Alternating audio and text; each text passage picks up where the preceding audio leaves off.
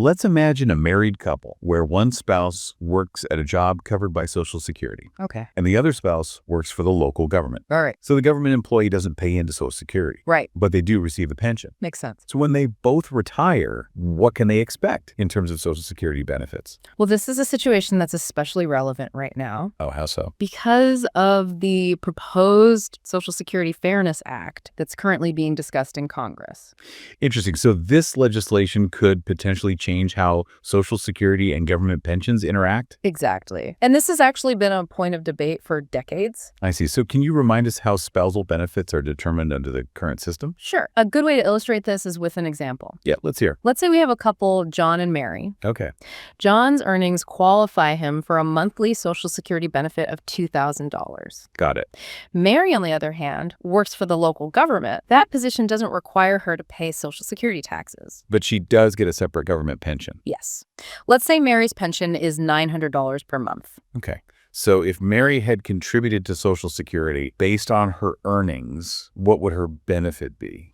In that case, based on her earnings record, Mary would be eligible for a $900 monthly benefit from Social Security. Okay. However, since she's married to John, she's also entitled to something called a spousal supplement from Social Security. Ah, I see. That's designed to make sure the lower earning spouse receives at least half of what the higher earner gets right. Precisely. So in this scenario, would Mary get an extra $100 per month as a spousal supplement? Yes, that's right. Bringing her total Social Security benefit up to $1,000. Exactly. But it's important to note that this spousal supplement only kicks in if the lower earning spouse's benefit, the one based on their own work history, is less than half of the higher earning spouse's benefit. So if Mary had earned enough to qualify for a benefit of $1,100 or more on her own, she wouldn't get any spousal supplement. That's correct. Okay, so this seems pretty straightforward so far. But how does a government pension offset, or GPO as it's often called, affect this whole situation? The GPO applies specifically to people like Mary who receive a government pension instead of Social Security benefits. Okay. It was put in place to address situations where public sector employees who haven't paid into Social Security could end up receiving what some people consider to be an excessive amount of benefits. So how would this play out in Mary's case? Well, without the GPO, Mary could potentially receive both her full government pension of $900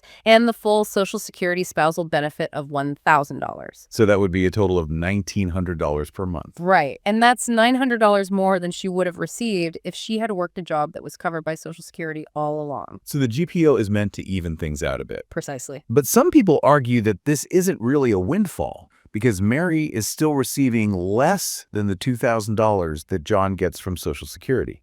That's a common argument against the GPO. How do people who support the GPO respond to that? Their main point is that it's a matter of fairness. They say that people who have paid into Social Security should get the benefits they've earned. And they also point out that public sector pensions are often quite generous. Absolutely. Okay, so the GPO is trying to create a more equitable system. But how does it actually achieve that balance? Well, the way it works is that the GPO reduces the Social Security spousal supplement by 2/3 of the amount of the government pension. So in Mary's case, her $1,000 spousal benefit would be reduced by $600, leaving her with a $400 spousal benefit. That's right. But even with the GPO in place, Mary's still receiving a total monthly income of $1,300. Yes. Which is more than the $1,000 she would have gotten if you'd been paying into Social Security all along. That's true. This really highlights the complexity of this issue. It does. The GPO is an attempt to find a middle ground. It recognizes the value of public service, but also tries to prevent what some see as an unfair advantage within the Social Security system. Exactly. Now let's delve into the arguments for and against repealing the GPO. All right, so what are the key arguments in favor of the Social Security Fairness Act, which would repeal the GPO? The main argument from supporters is that the GPO unfairly penalizes public servants. Especially those in professions like policing and firefighting, right? Yes, those groups in particular often rely on spousal benefits during retirement. Because their own pensions might not be enough to cover their expenses. Exactly. Proponents of the act believe that these individuals should receive both their government pensions and full Social Security spousal benefits without any reduction. It seems like this issue has become pretty politically charged. Absolutely. Public sector unions are very vocal in their support for repealing the GPO. And they have a lot of influence within the Democratic Party. That's right.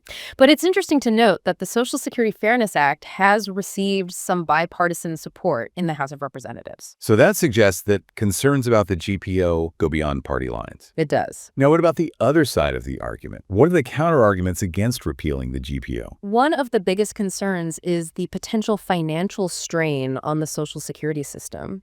The Congressional Budget Office estimates that getting rid of the GPO would increase Social Security's costs by almost $200 billion over the next 10 years. Wow, that's a significant amount. It is, and that kind of cost has a lot of people worried about whether Social Security can stay afloat in the long term. So how do opponents of the act view this potential financial burden? They argue that adding this much expense to Social Security without finding a way to offset it could really jeopardize the program's ability to pay benefits to everyone who's eligible in the future. So have there been any specific proposals to address these financial concerns? Senator Rand Paul, who's been a very vocal critic of the Social Security Fairness Act, has been pushing for a more fiscally responsible approach. What's he suggesting? He wants lawmakers to find ways to make up for the costs that would come with repealing the GPO. So he's not necessarily against the idea of repealing it, but he wants to make sure it doesn't hurt Social Security's finances. Exactly. His stance really highlights the importance of thinking about the long-term consequences of any changes we make to Social Security. Critics of the act argue that repealing the GPO would just shift a big financial burden onto a program that's already facing sustainability challenges. That's their main point. They're not convinced that repealing the GPO actually solves the problem. Given these opposing viewpoints, have there been any suggestions for compromises or alternative solutions? One idea that's been floated is to phase out the GPO gradually over time. Instead of just getting rid of it all at once. Right. That way, the immediate impact on Social Security's budget would be less severe. And it would still provide some relief to the people who are affected by the current rules. Exactly. Are there other approaches that could potentially satisfy both sides of this debate? Another possibility is to create targeted exemptions from the GPO for certain groups of public sector employees who are hit especially hard by it. So we're talking about people like police officers, firefighters, and teachers. Exactly. Those are some of the professions that would likely be considered for exemptions. How would these targeted exemptions actually work?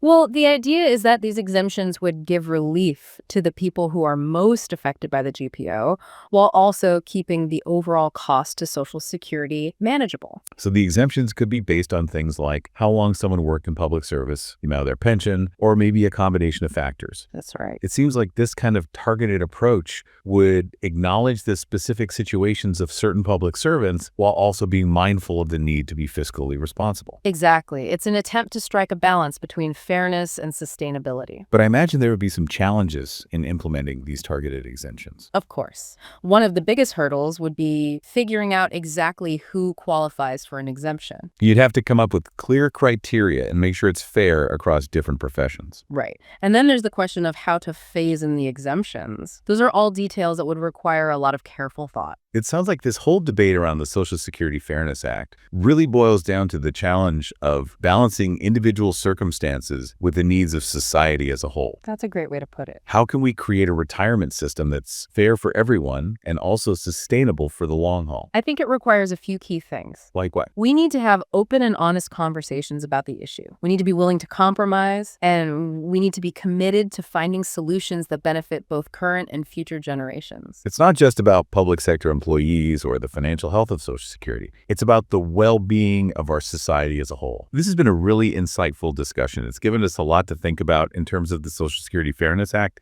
and its potential impact. It's a complex issue with a lot of different angles to consider. So as this debate continues, what are some key takeaways that our listeners should keep in mind? First, it's important to understand the history of the GPO and why it was put into place in the first place. We've touched on that a bit today. We have.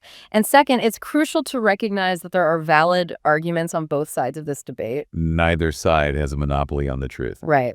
And finally, I think it's essential for everyone to stay informed about this issue, to engage in constructive conversations, and to make their voices heard by contacting their elected officials. Active participation in the democratic process is so important. It is. It's how we ensure that the policies we enact actually reflect the needs and values of the people. So we've covered a lot of ground today. What are some potential future developments that we should be watching for? It's really hard to say for sure sure what's going to happen with the Social Security Fairness Act. So it's not a done deal by any means. Not at all. It still has to make it through the Senate, and there's bound to be a lot of debate about the financial implications. It sounds like public opinion could play a big role in how this all plays out. Absolutely. The more people understand about this issue, the better equipped they'll be to make informed decisions and advocate for what they believe in. And the media has a big responsibility here, too. For sure.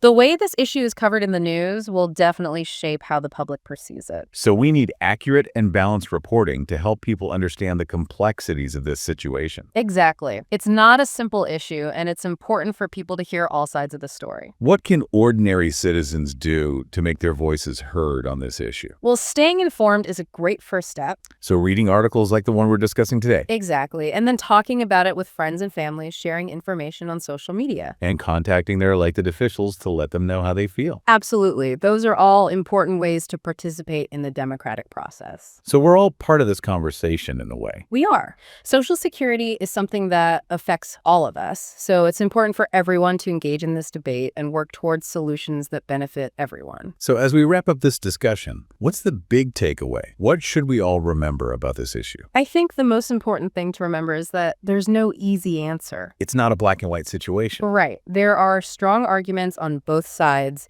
and it's going to take a lot of careful consideration to find a path forward that's fair and sustainable. So it's about finding that balance between taking care of the people who have served our communities and making sure that Social Security is there for generations to come. Exactly. That's the challenge we're facing, and it's going to take all of us working together to find the right solutions. This has been a really eye-opening conversation. I think we've all learned a lot about the Social Security Fairness Act and the complexities of the issues surrounding it. It's definitely a topic that deserves more attention and discussion. And hopefully this conversation will encourage our listeners to do their own research, think critically about the different perspectives, and get involved in shaping the future of Social Security. That's what we hope for. This is an issue that affects all of us, and it's up to all of us to make sure we create a system that's fair and sustainable for everyone. Goodbye, and see you in the next video.